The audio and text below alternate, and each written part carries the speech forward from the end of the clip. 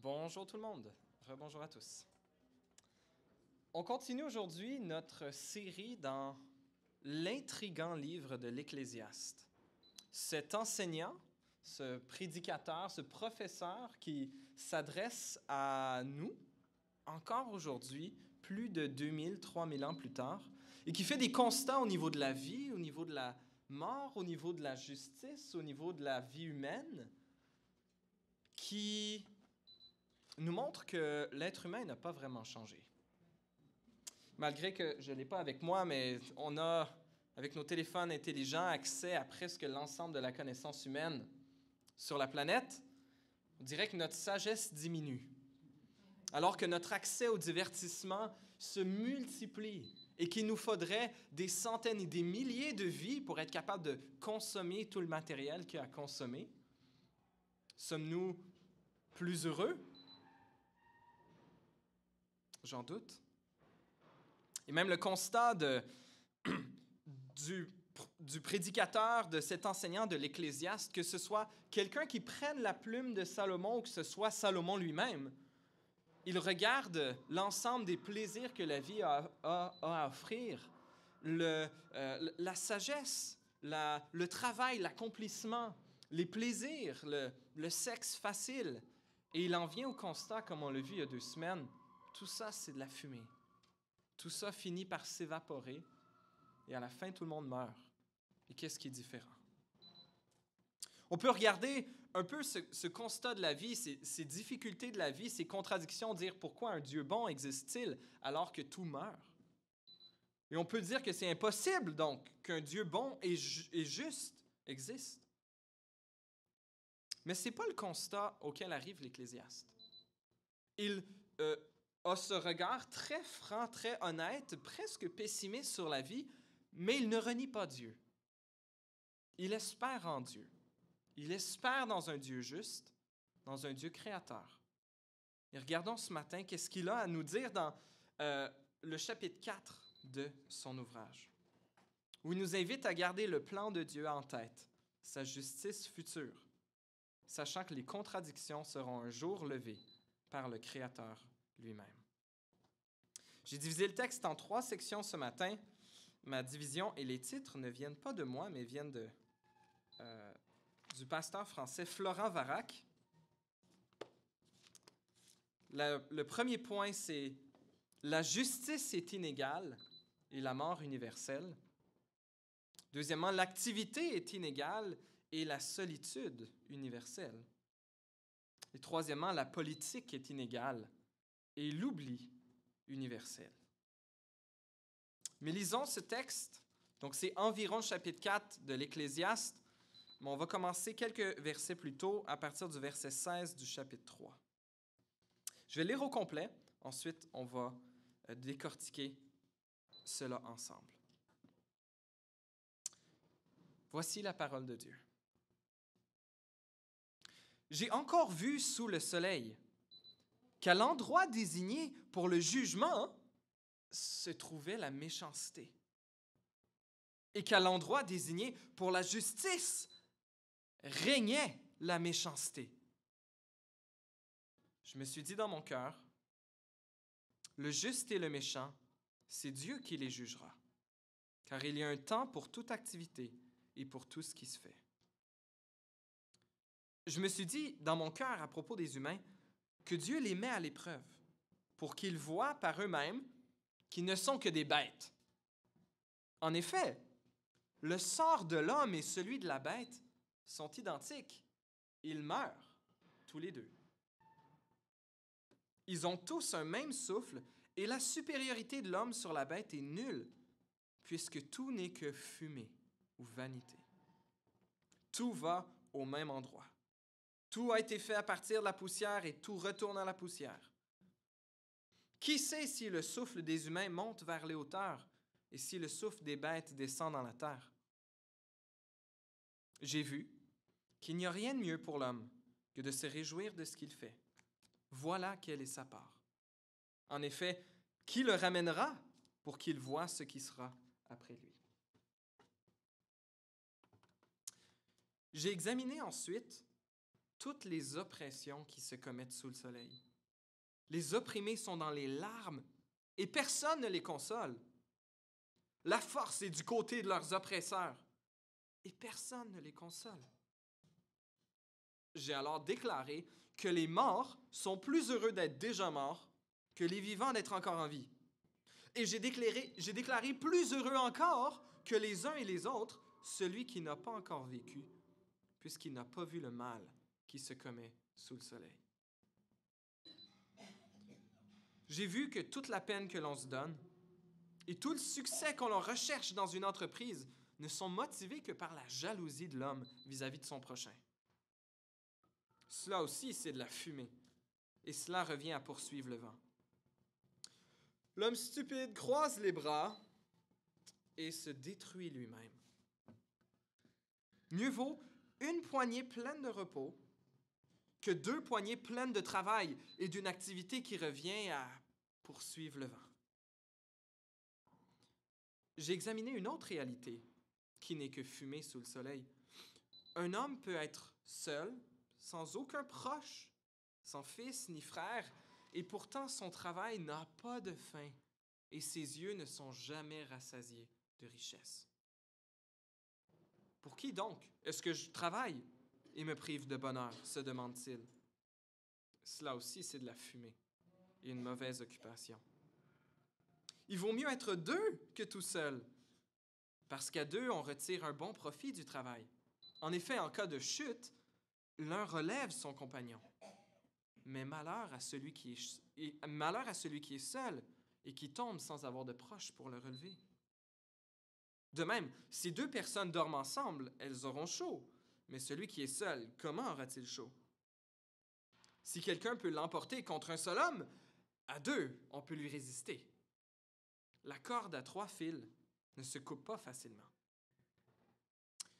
Mieux vaut être un enfant pauvre et sage qu'un roi vieux et stupide qui ne sait plus se laisser avertir. Oui, il peut même sortir de prison pour régner ou être né pauvre dans son royaume. J'ai vu tous les êtres vivants qui marchent sous le soleil se rallier à l'enfant destiné à succéder au roi et à régner à sa place. Il n'y avait pas de fin à tout ce peuple, à tous ceux dont il avait pris la tête. Pourtant, les générations suivantes ne se réjouirent plus à son sujet.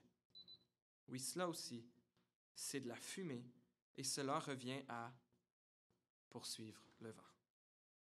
Voici la parole de Dieu. Premièrement, la justice est inégale et la mort universelle.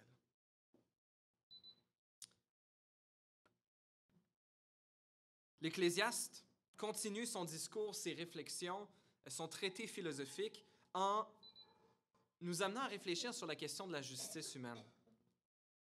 Il dit, j'ai encore vu sous le soleil qu'à l'endroit désigné pour le jugement, à l'endroit où il doit y avoir un jugement, que se trouve la méchanceté, et qu'à l'endroit désigné pour la justice règne la méchanceté. Il y a beaucoup, et on n'est pas chez un synécaté ici. Sa solution à ça, ça va être de dire, bien, qu'il a confiance dans un Dieu qui va juger. Il y a beaucoup d'injustice et de méchanceté sur la terre. On le voit peut-être particulièrement chez nos proches, on le voit dans les nouvelles. Souvent, les gens plus riches sont plus capables d'obtenir justice que les plus pauvres. Plusieurs, lorsqu'ils ont été victimes de fraude, d'abus, de toutes sortes, quelles qu'elles soient, et qu'on se pose la question, alors je vais devoir me battre, je vais devoir engager des sommes astronomiques d'avocats et du temps et des années peut-être en cours. Plusieurs laissent tomber les bras et se disent, ouf, non, ça vaut pas la peine. Je sais même pas si je vais gagner, puis j'ai pas l'énergie pour ça. Encore plus quand on a été victime, on peut se sentir, on peut avoir honte de ce qu'on a vécu. Ou quand on regarde les nouvelles, qu'on voit les vulnérables qui souffrent. Et plusieurs, justement, tournent le poing contre Dieu et disent, mais Dieu ne peut pas exister dans un univers pareil. Pourquoi est-ce que Dieu n'arrête pas le méchant maintenant? Pourquoi Dieu laisse continuer ses injustices et ses torts?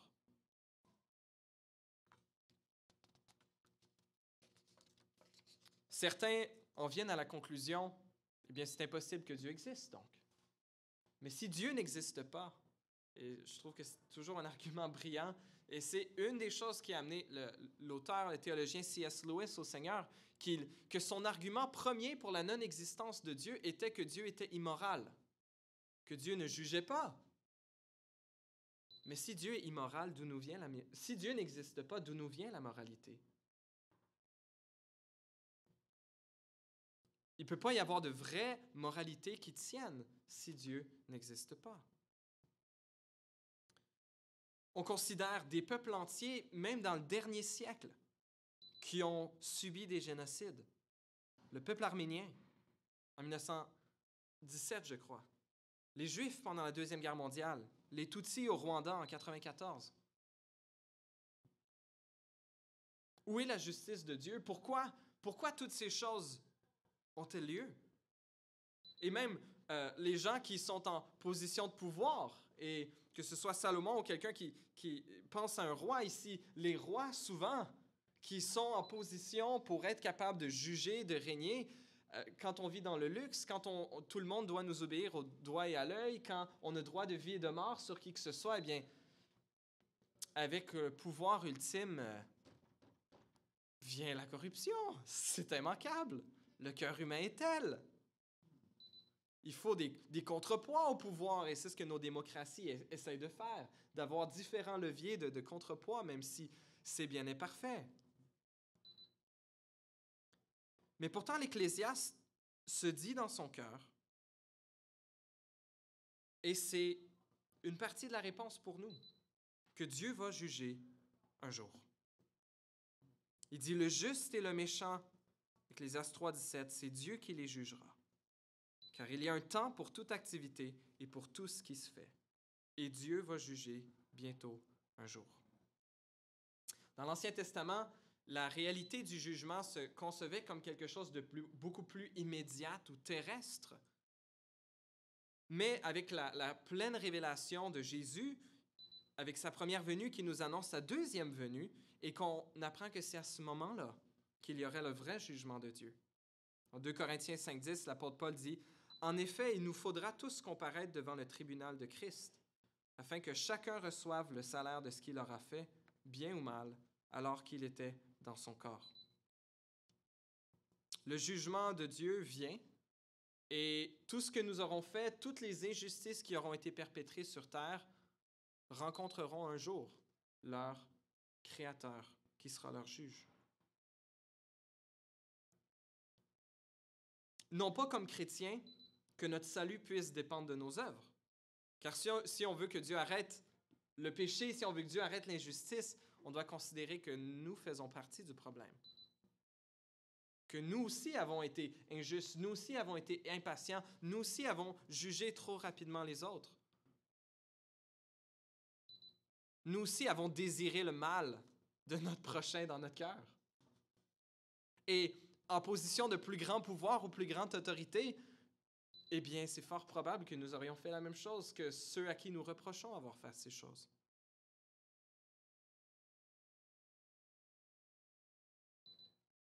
Florent Varac dit « Le dernier mot n'est pas donné dans un tribunal de justice. Le dernier mot n'est pas donné dans un article de presse. Le dernier mot n'est pas donné dans le bureau d'un patron ni lors d'une réunion syndicale. Le dernier mot n'est pas donné par celui qui est le plus brillant, ou le plus bruyant, ou le plus intelligent. Non, le dernier mot est donné par celui qui peut plonger le corps et l'esprit dans la géhenne. Et si Dieu fera donc justice, alors je peux prendre patience maintenant. Si Dieu fera justice, je peux prendre patience maintenant.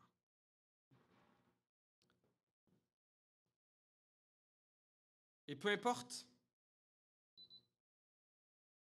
les injustes, les oppresseurs ou ceux qui ont été victimes, ceux qui ont subi, à la fin, nous vivons tous le même sort.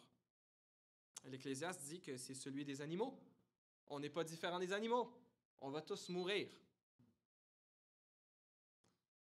Le sort de l'homme et de la bête, Le sort de l'homme, verset 19, et celui de la bête sont identiques. Ils meurent tous les deux. Ils ont tous un même souffle et la supériorité de l'homme sur la bête est nulle, puisque tout n'est que fumée. Tout va au même endroit. Tout a été fait à partir de la poussière et tout retourne à la poussière. Une allusion à la malédiction du péché que Dieu a donnée à Adam et Ève. Il leur a dit, c'est à la sueur de ton visage que tu mangeras du pain et jusqu'à ce que tu retournes à la terre, puisque c'est d'elle que tu as été tiré. Oui, tu es poussière et tu retourneras à la poussière. Et l'Ecclésiaste se pose un peu soit dans la position d'un cynique, soit dans la position de quelqu'un qu'on n'est pas capable d'observer qu'est-ce qui se passe avec notre âme, effectivement, après notre mort. Il dit, qui sait si le souffle des humains monte vers les hauteurs et si le souffle des bêtes descend dans la terre? Il répète ce fameux refrain qu'on voit maintenant pour la 3e fois. J'ai vu qu'il n'y a rien de mieux pour l'homme que de se réjouir de ce qu'il fait. Voilà quelle est sa part. En effet, qui le ramènera pour qu'il voie ce qui sera après lui? Qui ramènera l'homme après sa mort? Effectivement, on regarde autour de nous. On le sait, quand les gens meurent, ils ne reviennent pas à la vie. Il y en a un pourtant, que la Bible nous dit qu'il est non seulement mort et revenu à la vie, mais que c'était le triomphe même sur la mort. Qu'alors qu'il est revenu à la vie, il a triomphé sur le péché et il a fait justice pour tous ceux qui croiraient en lui. Alors que notre constat, notre futur à nous tous est le même que celui des animaux, effectivement, nous allons tous mourir. Comme on aime dire, il y a 2 seules certitudes dans la vie, les taxes et la mort. On va payer des taxes et on va tous mourir. Mais Jésus, lui, s'est relevé de la tombe pour nous donner une espérance qui dépasse notre mort certaine. Et même la Bible nous dit que Jésus, par sa mort, a pris sur lui la condamnation que méritaient nos fautes, le jugement que méritaient nos péchés. Que nous pouvons placer notre espoir en lui, notre espérance en lui, choisir de le suivre. Et nous pouvons avoir cette espérance dont Théophile nous parlait tantôt, que nous serons avec Dieu pour toujours, pas parce que nous aurons été bons ou meilleurs qu'un autre, mais parce que Jésus l'aura été à notre place. Il nous invite encore aujourd'hui, il vous invite, il invite tous ceux qui nous entendent, et chaque personne de cette ville, de ce monde, à se tourner vers lui pour obtenir le pardon de leurs fautes et l'espoir de la vie après la mort.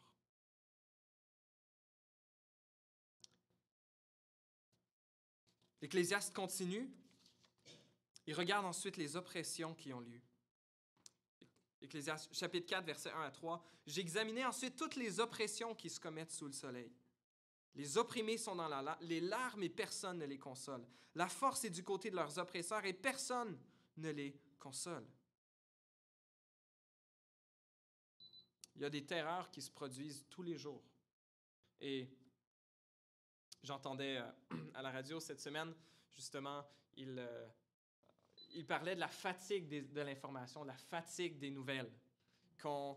Lorsqu'on regarde les nouvelles ou qu'on écoute les nouvelles, souvent, il y a juste des mauvaises nouvelles à nous annoncer. Et c'est une journaliste qui mentionnait, bien, si on vous donne des bonnes nouvelles, ça ne vous intéresse pas. Et il y a de quoi dans l'être humain que ce qui nous fait peur nous attire. Ce qui nous scandalise nous attire. Mais ce qui est une bonne nouvelle, c'est bien, mais ça ne nous attire pas. Alors, c'est l'argent un peu, ou les clics, les codes d'écoute qui dirigent effectivement les informations, les nouvelles. Et ce qui fait peur, ce qui scandalise, ça attire notre attention. Mais on en entend parler de l'oppression et des gens qui ne sont pas consolés. L'Occident est très sensible à ce que vécu l'Ukraine dans la dernière année. Au début, le premier mois, c'était tout ce qui faisait les nouvelles, mais ensuite, il y a un peu la fatigue de la compassion. D'accord, on peut-tu avoir autre chose? qui ira les consoler? Et l'Ecclésiaste fait cette conclusion un peu cynique, un peu pessimiste. Il dit, aussi bien être mort. Avec tout ce qui se passe, avec toute la souffrance dans ce monde, Ecclésiaste 4.2, les morts sont plus heureux d'être déjà morts que les vivants d'être encore en vie. Encore même plus heureux que les morts, savez-vous? Ceux qui n'ont jamais vécu. Puisqu'il n'a pas vu le mal qui se commet sous le soleil. C'est un peu ce qu'il parlait dans le chapitre 2 quand il parlait de toutes les choses qu'il a cherchées. Il parlait comment il a cherché la sagesse, mais non, c'est à la fin du chapitre 1. Il dit, en effet, avec beaucoup de sagesse, on a beaucoup de chagrin. Et celui qui augmente sa connaissance augmente sa souffrance. De sorte que plusieurs se disent bien plus heureux maintenant qu'ils ne suivent plus les nouvelles. Alors, on est mieux être ignorant, on est plus heureux.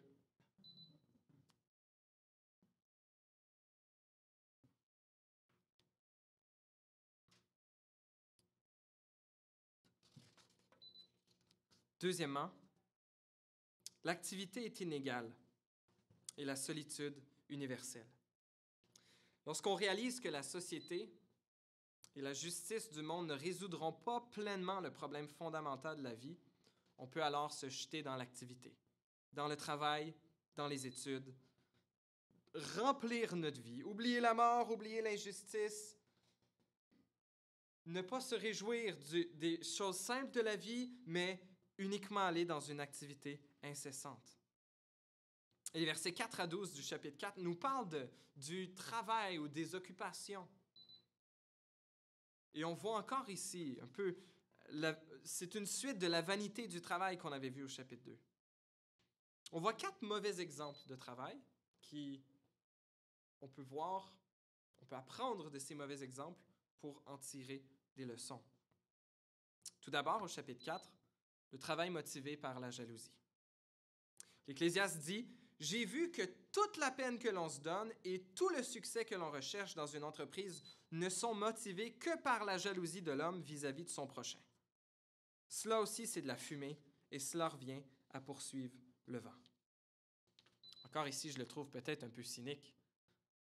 La seule chose qui motive les gens, c'est la jalousie de leur prochain.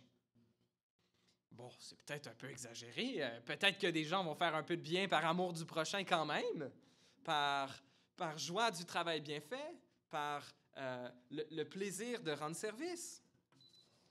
Et toutes ces choses sont vraies. Mais probablement que pour la majorité d'entre nous, il y a toujours aussi un peu cette fond de jalousie. Ce fond d'égoïsme ou d'orgueil, c'est un peu mélangé quelque part là-dedans. Le désir d'avoir plus ou mieux, comme mon voisin, comme ma collègue, comme ma sœur. Ce serait probablement présomptueux d'affirmer que nous n'avons aucun intérêt égoïste. Lorsque les gens ont un salaire plus élevé, lorsqu'ils changent de travail ou qu'ils changent de domaine ou lorsqu'ils ont une promotion et qu'ils ont une augmentation de salaire de X nombre de pourcents, de 10-20 000 $, eh bien, ils se retrouvent avec maintenant des collègues qui font le salaire comme eux aussi.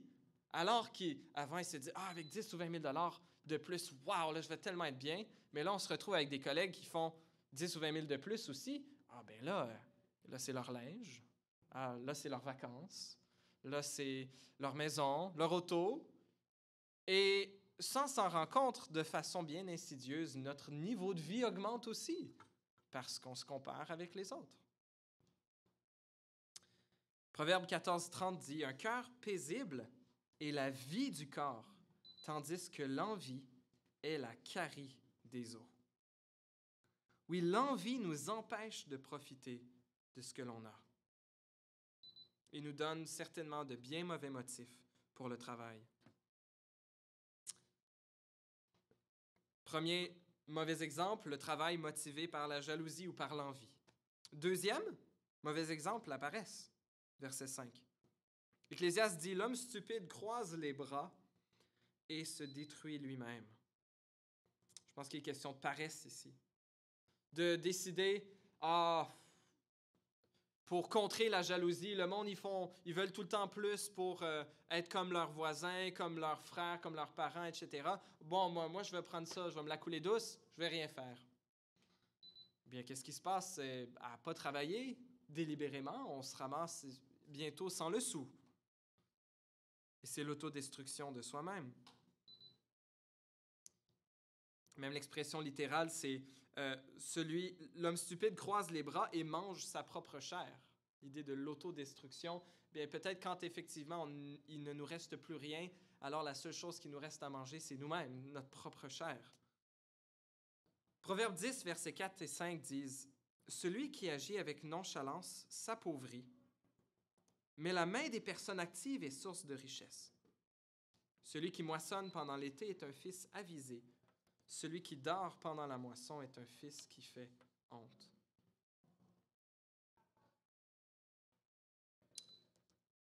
Troisième mauvais exemple, celui qui s'acharne au travail et qui se brûle à la tâche, pour une tâche inutile. Verset 6. L'Ecclésiaste nous dit « Mieux vaut une poignée pleine de repos que 2 poignées pleines de travail et d'une activité qui revient à poursuivre le vent. » On a celui qui travaille pour de mauvais motifs, celle qui, paresseuse, se croise les bras et se détruit lui-même, ou il y a celui ou celle qui travaille d'arrache-pied et brûle la chandelle par les 2 bouts. 2 poignées pleines de travail d'une activité qui, à la fin de la vie, est-ce que c'était juste courir après le vent? Pour ça, l'Ecclésiaste dit « Mieux vaut une poignée pleine de repos ». Essentiellement une poignée de travail, mais bien équilibrée avec du repos. Plutôt que tout donner, tout brûler sa vie pour quelque chose à la fin qu'on s'arrête et on dit « Qu'est-ce que j'ai fait? » J'ai entendu parler de quelqu'un qui a une grande carrière brillante, a fait beaucoup d'argent et est mort avec des millions de dollars dans son compte en banque. Quelqu'un qui était d'apparence très avare ou insécure et qui a accumulé et accumulé et accumulé et à la fin de la vie, il est mort. Et 5, 6, 7 millions sont restés là dans son compte en banque. Jamais satisfait. Toujours besoin de plus. Est-ce que c'est nous? Justement, le 4e mauvais exemple, c'est celui qui ne travaille que pour lui-même ou celui qui travaille seul. Versets 7 et 8. « J'ai examiné une autre réalité qui n'est que fumée sous le soleil. Un homme peut être seul, sans aucun proche, sans fils ni frère, et pourtant son travail n'a pas de fin, et ses yeux ne sont jamais rassasiés de richesse. Pour qui donc est-ce que je travaille et me prive de bonheur, se demande-t-il. Cela aussi, c'est de la fumée et une mauvaise occupation. » La culture populaire nous a donné de tels personnages, des Ebenezer Scrooge, des Picsou, pour ceux qui ont écouté les DuckTales. Picsou qui ne peut pas donner une seule pièce de sa montagne d'or, qui n'est jamais satisfait, qui a toujours peur de tout perdre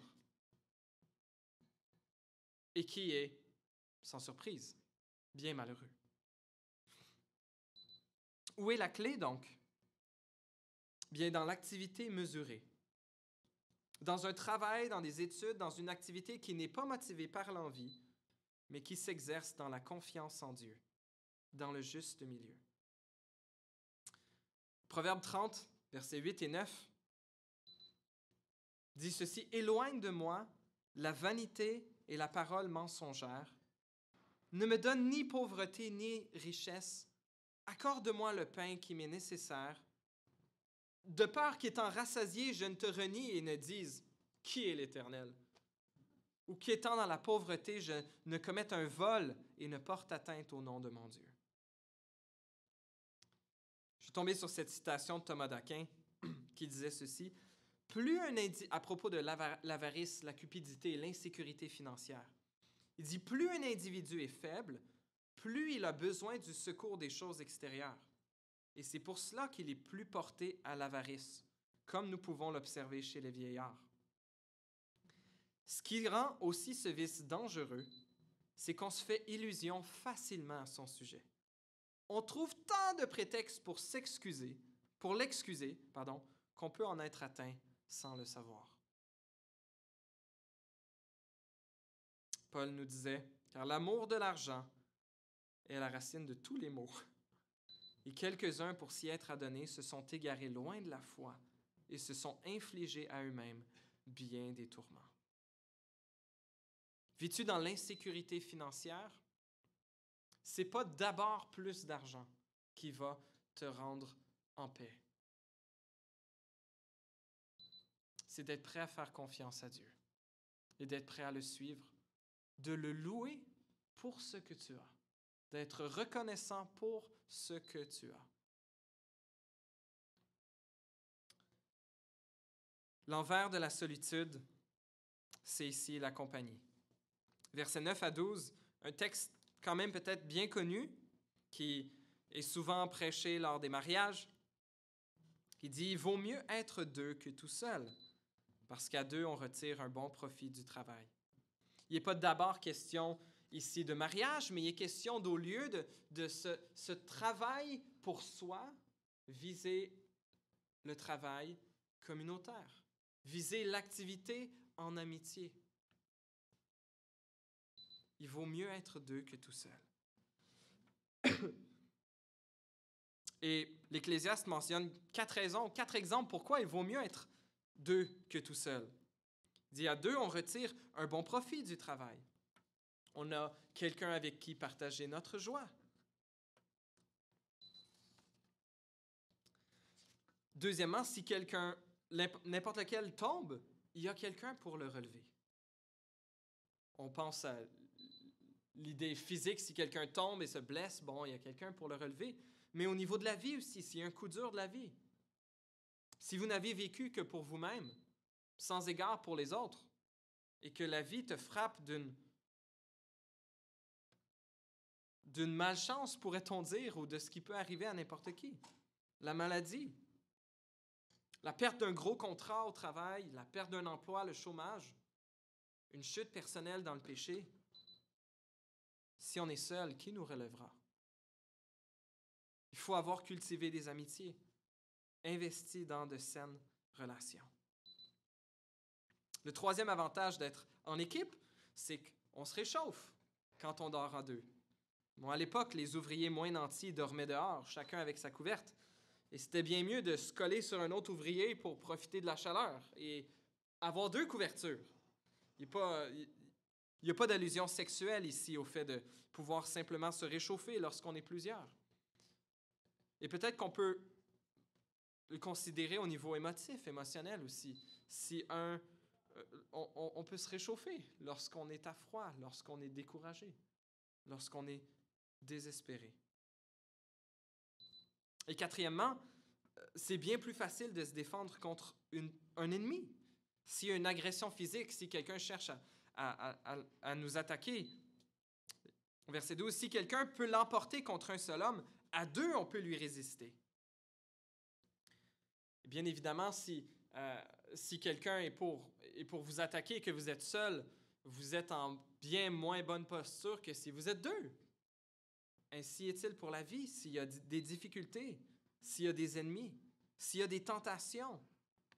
On y fait face avec beaucoup plus de force, de courage et de protection à deux ou à plusieurs. L'Ecclésiaste termine en disant « Et la corde à 3 fils ne se coupe pas facilement. » Souvent, on parle de ce texte dans le mariage en disant « Bon, il y a les 2 fils, les 2 époux et Dieu étant le 3e. » On peut un peu extrapoler ça. Je ne pense pas que c'est le sens du texte ici. C'est l'idée de la communauté versus la solitude. Jacques Deval, dramaturge et scénariste français, a dit cette citation que je trouve magnifique, qui dit « Une joie partagée est une double joie, et un chagrin partagé est un demi-chagrin. »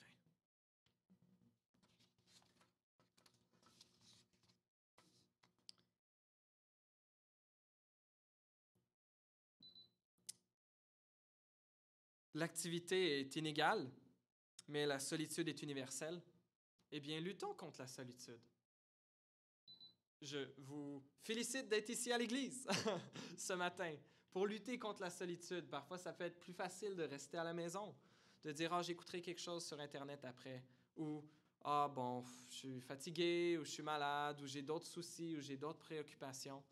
Mais je vous invite à ne pas considérer l'Église juste comme un endroit où on vient s'asseoir et écouter, mais un endroit où on vient tisser des liens, un endroit où on vient nouer des amitiés, un endroit où Dieu nous appelle à être véritablement une famille spirituelle les uns pour les autres, qui prend soin les uns des autres, qui partage les fardeaux les uns des autres. Troisièmement, la politique, dernier point, la politique est inégale et l'oubli universel.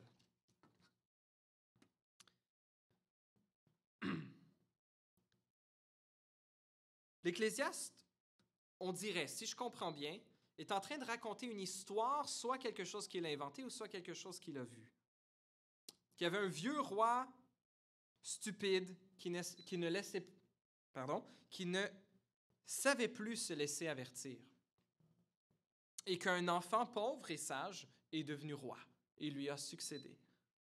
Un enfant qui était né dans des conditions très simples, mais à cause de sa grande sagesse, le peuple a choisi de lui pour faire son roi. Et il raconte au verset 14, même, il aurait pu sortir de prison pour régner. Et tout le monde, verset 15 et 16, tout le peuple en entier se rallie derrière cet enfant pour se réjouir de son couronnement. Et à la fin, pourtant, milieu du verset 16, les générations suivantes ne se réjouiront plus à son sujet. Celui qui a été acclamé lors de son intronisation, bientôt sera oublié. On ne se souviendra plus de lui. Est-ce que vous connaissez les noms des personnes suivantes? Robert Borden, Richard Bennett ou Louis Saint-Laurent.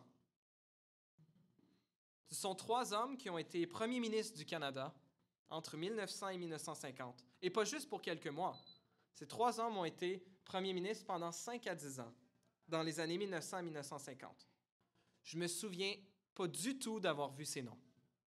J'ai grandi à Gatineau, alors il y a toutes sortes de lieux et d'endroits qui portent des noms de premiers ministres canadiens. Alors je regardais la liste des premiers ministres du Canada et je les reconnaissais presque tous. Bon, il y a ceux qui ont été là juste quelques mois que je ne connaissais pas. Mais ces 3 hommes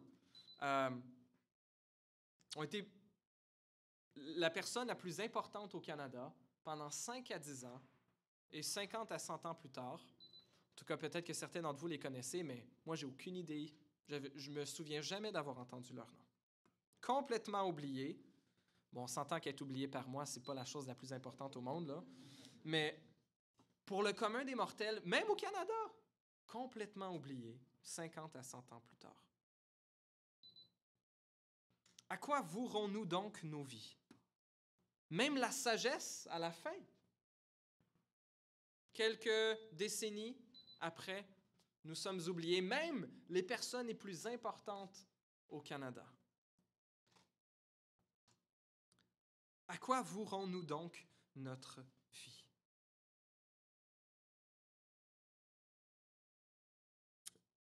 En conclusion, les effets du péché ont détruit tous les axes de nos relations. Le plus important, le plus néfaste, le plus dangereux, c'est l'axe de notre relation avec Dieu qui a été brisé. Mais on voit aussi dans la relation être humain à être humain, l'oppression, la méchanceté, l'injustice et notre relation humaine avec le reste de la création. Oui, l'aliénation est la nouvelle réalité.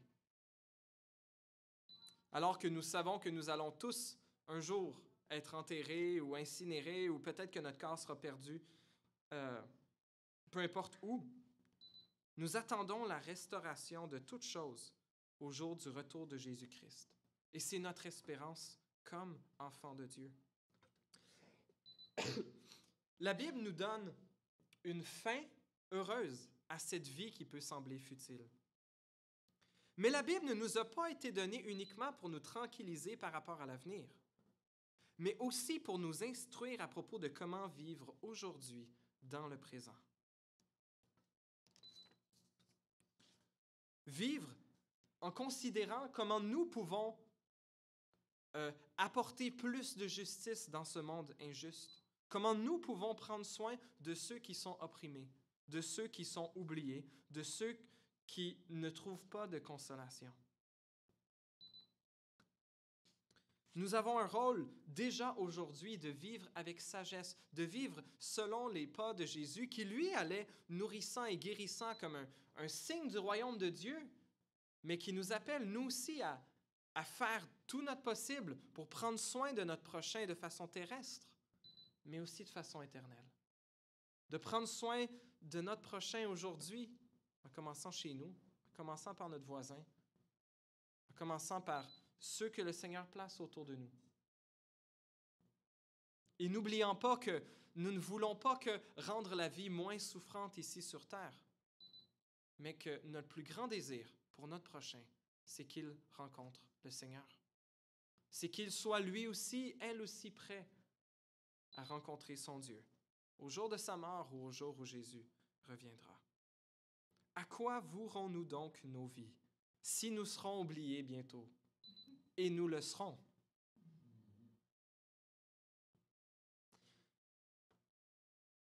Il y a un CD du groupe chrétien, je n'avais pas pensé partager ça, le groupe chrétien Casting Crowns, qui a produit un CD il y a quelques années. Et un des thèmes qui reviennent dans au moins 3 des chansons, c'est pas important si les gens se rappellent de moi, mais je veux que les gens se rappellent de Jésus. C'est pas important que mes enfants, mes petits-enfants, que les générations qui suivent se rappellent de moi, mais je veux qu'ils s'attachent à Jésus. Car dans l'au-delà, dans la vie après la mort, il n'y a que Jésus qui régnera. Et tous ceux qui auront volontairement, joyeusement servi son royaume se trouveront dans la plus grande joie, pas d'être eux-mêmes grands, mais de pouvoir élever, exalter et glorifier Jésus seul.